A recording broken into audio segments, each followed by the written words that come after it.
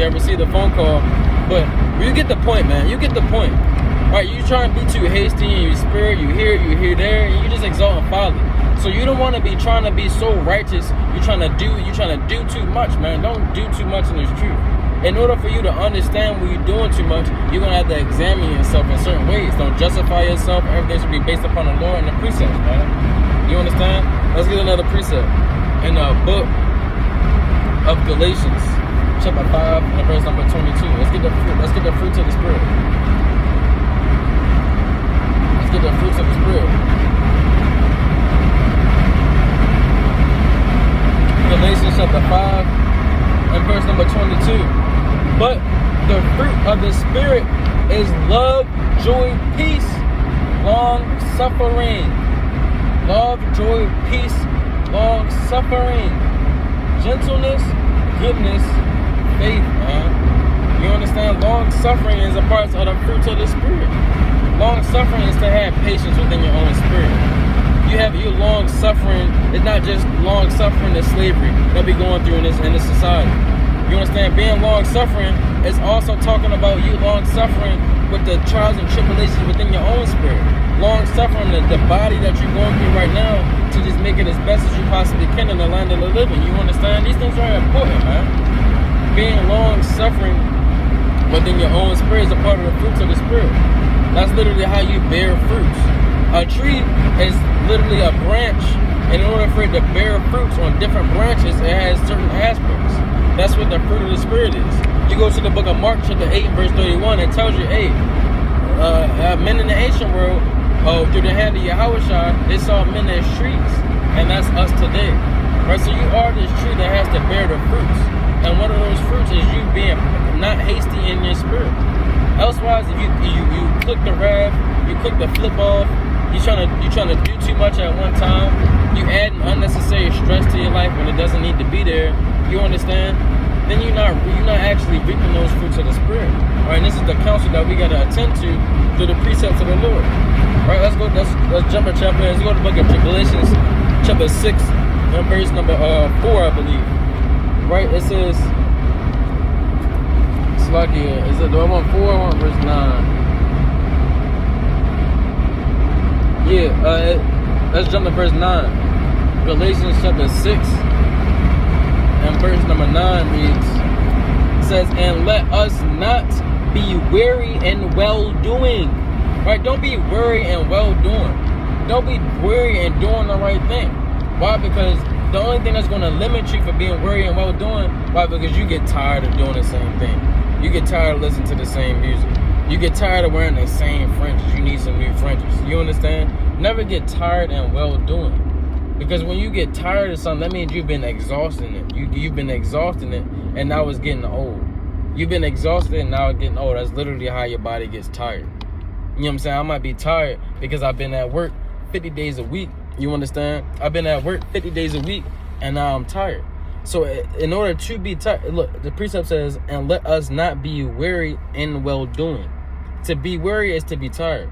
So don't be running this race and you're not thinking about yourself. You're not thinking on your own actions. You're not thinking on your own heart. And then you become weary in the well-doing that you're doing. Why? Because you never added the patience to your virtue. You understand? All right, let's read on. It says, for in due season we shall reap if we faint not. If we faint not. Because in due season, when it's time to reap the righteousness that you were sowing. You understand? When it's time to get to where you actually was programmed, what you was actually thinking about yourself to be in the past, right? Right now, you see yourself somewhere and you just can't get it. Something you just keep going off. The point is, you don't want to be worried in the aspects of what you're in right now and trying to get to that future aspect of yourself, because then you're going to faint and you're never going to reap what you actually sown. Remember, to actually achieve the goal in due season is better to never achieve it due to your hasty spirit. You understand? So this is the counsels that you want to account unto, right? Is having a hasty spirit, because it's ultimately going to lead to your overthrow. Let's go to the book of Lamentations, chapter 3 and verse 26. It says, it is good that a man should both hope and quietly wait for the salvation of the Lord. Right? And it also touched on prophecy.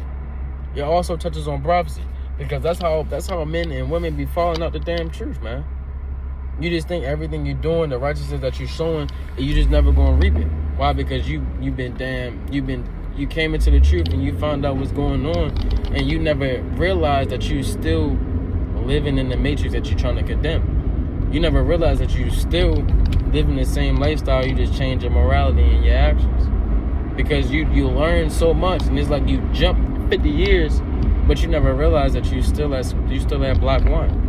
Meaning what? You still on the milk. You understand? You still gotta add the, look at this folly.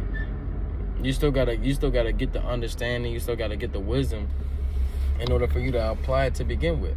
You understand? A lot of people lose that patience without long suffering, with being hasty in spirit, not really understanding the whole outcome in this truth, not understanding the whole goal of you even keeping the commandments, man. Right, let's get another precept in the book of Sirach, chapter 7 and verse 8. Sirach, chapter 7, Ecclesiasticus, chapter 7, and verse number 8. It reads, it's like it. Sirach, chapter 7, and verse 8 says, right, it says, bind not one sin upon another, for in one thou shalt not be unpunished. Say not, God will look upon the multitude of my oblations, and when I offer to the Most High, He will accept it. Meaning what? This is a process for Sirach chapter 5 and verse 4. Meaning if you don't be trying to take your time to where as though you're taking it in the wrong aspect. You understand? Here it is. You understand that there's a certain group of prophecies that have to kick off. So you just out the spirit. Now you out the spirit and you doing what the hell you want to do. You understand? You're doing what the hell you want to do, going the hell off. And now you're like, oh, okay, well, let me take my time and let me stay in this sin before I can before I can go and, you know what I'm saying, do what I got to do. Like the Lord said, hey, guess what? Slack it. I may hasten, delay not to keep the commandments. So you want to have a just balance in this thing, like it tells you in the book of Proverbs, chapter 11, verse 1. And I quoted Psalms 119 and verse 60. Okay? You want to have a just balance in this thing. You don't want to get content to the point to where as though you just fall out the truth. The only level of content you want to be is the book of Philippians, chapter 4 and verse number 11, where it says, this is the only content you want to be. Philippians chapter 4 and verse number 11, it says, that not that I speak in respect of want, for I have learned in whatsoever state I am therewith to be content. And that's also a part of what? Controlling your spirit and being patient. And whatsoever state you are, you got to be content. You have to learn these things and not speak in respect of want. Not speak in respect of covetousness and all these other things. You be patient, these things are going to be added unto you. Right? Hey, people will tell you this in the world, man. Don't wait on it. You know what I'm saying? Wait on it. Don't wait. Back in the world, when you was a kid in wickedness, and you was waiting on Christmas, you just couldn't wait that extra 6 hours. Right? You wanted to get up in the middle of the night and go peek in the bag. And by you peeking in that bag, you took away from the whole element of surprise. You took away from the gift in itself and the true love that was behind it. Why? Because you had a hasty spirit as a kid. Right? So don't have that hasty spirit as a kid in this damn truth. Because elsewise you going the hell off, right? Let's get the book of Habakkuk chapter 2 and verse 3. Going the hell off by what? Overthrowing yourself. That's what I mean by going off. Here it is, brother, talking about, oh, is it a sin to not be patient? Like, no, brother. Think about your own self. Stop asking me if this is a sin and this is a sin. Right? What works for you and what doesn't work for you? And the things that do work for you, does it align with the precepts? That's the thought process you should be taking for your own self. You understand? Because we all got to work out our own salvation with fear and trembling. But let's get this in the book of Habakkuk, chapter 2 and verse. Habakkuk chapter 2 and verse 3. Slocky, let me read this thing. Alright, the Lord allow it, I'm going to bring it out. Habakkuk chapter 2 and verse number 3 says, for the vision is yet appointed for an appointed time, but at the end it shall speak. It says, and not lie. Though it tarry, wait for it, because it will surely come. It will not tarry. So the point of the matter is we got to keep these commandments and keep waiting for the Lord to come back. You know what I'm saying? Keep adding that patience into your virtue so we can wait for the Lord to come back. Right? And that patience that you add into, let's get that real quick. Let's get my favorite precept, man. Let's get my favorite precept real quick. This is the book of 1 Peter, chapter 2, and verse number 5. No, Salaki, 1 Peter, chapter 1. Salaki, it is 2 Peter. Salaki, 2 Peter, chapter 1, and verse 5. And beside this, giving all diligence and adding to your faith virtue, and to your virtue knowledge. And the virtue and knowledge that you want to be adding into yourself is not having a ruly and hasty spirit. Be content with where you at and come to the realization that you achieving the goal in due season according to the time period of the Most High is better than you not receiving the goal at all due to your hasty spirit and your creditable mind and really being proud and not understanding the precepts and the prophecies of the Most High God. And with that, Shalom, Yeshua, Shalom, Shalom, Ahabadam.